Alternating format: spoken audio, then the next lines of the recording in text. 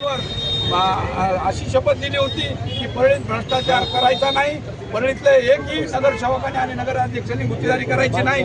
पण आम्हाला त्यावेळेस लक्षात आलं नाही. आम्ही सगळ्यांनी भोळ्या प्राण्याने आम्ही शपथ घेतली, सगळ्या नगरसेवकांनी आणि अध्यक्षांनी सुद्धा.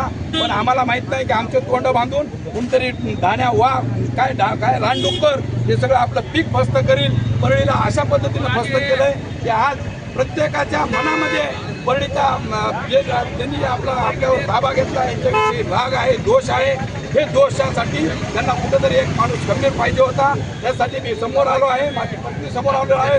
आम्ही कुठल्याही ह्याला न भीक घालता आम्ही परळीसाठी निडर लढणार आहोत आणि राहिलेले उर्वरित काम आम्ही पूर्ण करणार आहोत.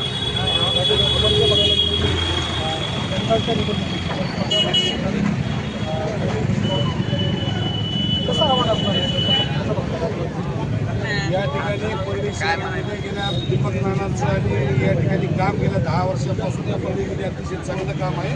दीपक नाना हे प्रत्येक माणसाला आपलासा माणूस वाटतो. या ठिकाणी परळीमध्ये जे बोगस बिलाची मालिका आहे ही पहिल्यांदा बंद केली जाईल.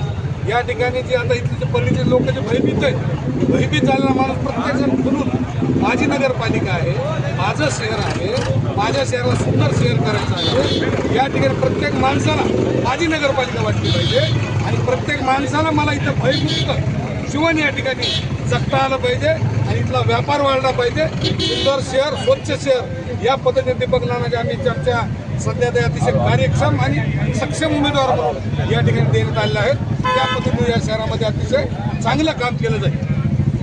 आजचा संध्या देशमुख यांनी आपला उमेदवारीचा अर्ज दाखल केला आहे आणि त्यांनी जे सांगितलं की जे समोरचं आव्हान आहे ते सत्ताधारी जरी असले तरी मात्र आमचा लढा मात्र सुरू राहणार आहे. कॅमेरामॅन प्रमोद जोशीसह मी स्वानंद पाटील, एबीपी माझा, परळी.